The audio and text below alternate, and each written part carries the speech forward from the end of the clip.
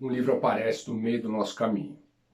Foi o que aconteceu com Torturado, de Itamar Vieira Júnior. E é um livraço. Eu tinha ouvido muitos elogios a esse livro quando ele foi lançado, no ano passado, mas ainda não tinha lido. Há uns 4 meses, eu li um outro grande livro que foi lançado também no ano passado e tem mais ou menos o mesmo tema. É Marrom e Amarelo, de Paulo Scott.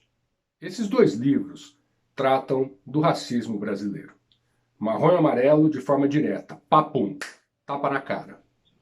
Torturado, honrando esse título que inverte a ordem natural do substantivo depois do adjetivo, te pega aos poucos, ele te chama para dançar, te enreda e por fim te escancara o que o Brasil teima em negar. Temos então dois livros lançados no mesmo ano de 2019 que tratam de forma ficcional o que a realidade nos mostra todos os dias e nós, brasileiros, teimamos em negar. Somos um país racista. Torto Arado é a história de quilombolas que vivem numa fazenda na Chapada Diamantina, na Bahia. Por coincidência, é de onde vem essa foto aqui, que é de uma cachoeira lá da Chapada. Eles vivem numa das poucas fazendas que é boa de águas na região. Por isso ela se torna o destino daqueles que só têm o seu trabalho a oferecer. Um trabalho não remunerado.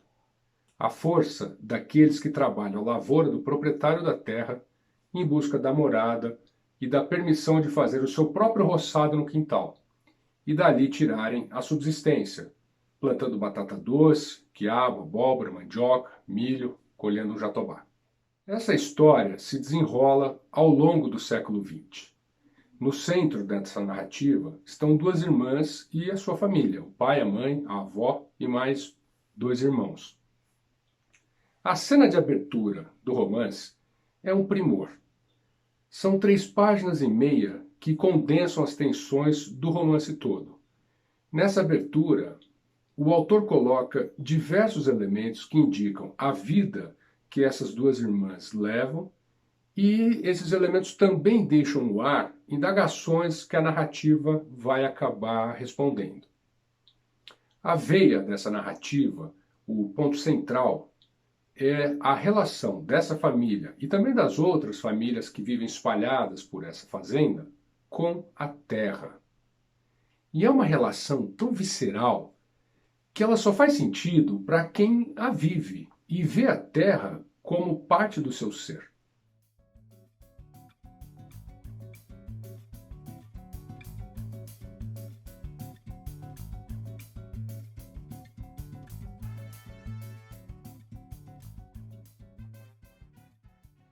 Essa relação não faz sentido para quem vê a terra como um bem, um ativo.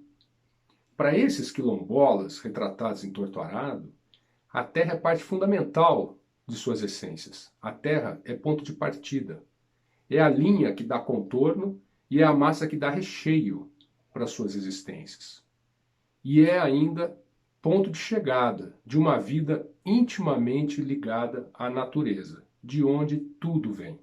Os perigos, os remédios, as perspectivas e as alternativas, a aprendizagem, os ensinamentos, os deuses. A natureza é a sua medida. Agora, é fundamental lembrar que esse modo de vida tão precário e tão à margem não é intencional. Antes, ele é derivado das ações de outras pessoas.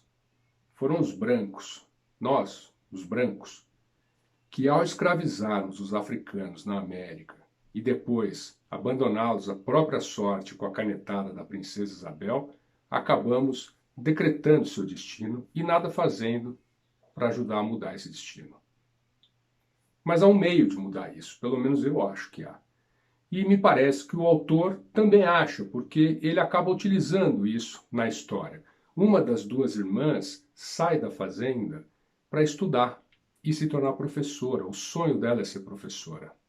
Por isso, ao estudar e ao ensinar, ela entende de onde ela saiu, ela entende o que a constituiu e ela consegue agir para mudar o que é possível. E o estudo aparece também como vetor do protagonista do outro livro, de Marrom e Amarelo. Esse romance que trata de forma aberta e explícita o racismo brasileiro. Nesse livro, temos esse protagonista, que é apresentado como sendo um importante pesquisador das temáticas da hierarquia cromática entre peles, da pigmentocracia e sua lógica no Brasil, da perversidade do colorismo, das políticas compensatórias e sua compreensão pelas elites. Ou seja, ele é um pesquisador e um ativista do movimento negro. Então, ele é chamado a Brasília para compor uma comissão do governo federal que está discutindo um aspecto específico da política de cotas raciais para a educação. Nisso aí vai a primeira parte do romance. E aqui, nessa parte, as caracterizações desses componentes da comissão, os modos como eles falam, os pontos de vista que eles defendem, tudo isso mostra não só a extensa pesquisa que o autor fez, mostra também o seu talento de escritor. E é aí, nessas discussões, que aparecem veladamente, sempre por baixo das boas intenções, o quanto o negro é constantemente rebaixado no Brasil. Mas em um dado momento da trama, ele, o protagonista, precisa voltar à sua cidade natal, que é Porto Alegre, por conta de um problema familiar. E é aí que vai ficar mais nítido o quanto o racismo está impregnado na sociedade, o quanto constituiu essa família de onde ele veio, todo o entorno dela e as ações que ele acaba tomando. Essa história se passa no agora, nesse Brasil que vai do meio dos anos 1980 ao meio dos anos 2010. E é uma história que ecoa a situação de Torturado. Ela traz para o meio urbano e atual. Esse protagonista também tem um irmão. E a relação entre esses irmãos, as suas semelhanças e diferenças, as suas escolhas e os caminhos que eles seguem por conta das escolhas sustentam a trama. Um deles, como eu já disse, vai pelo caminho do estudo. E é esse estudo que lhe permite compreender, de novo, de onde ele saiu, o que é que o forjou e o que é que ele pode fazer. Inclusive, que dúvidas ele tem para agir. Esses dois livros merecem a sua leitura. São dois livros falando de brasileiros que formaram esse país e raramente são retratados na nossa literatura, ainda mais como protagonistas. E esses dois livros fazem isso com um talento literário enorme. E eu finalizaria com mais um aspecto. Os dois livros dão valor à educação.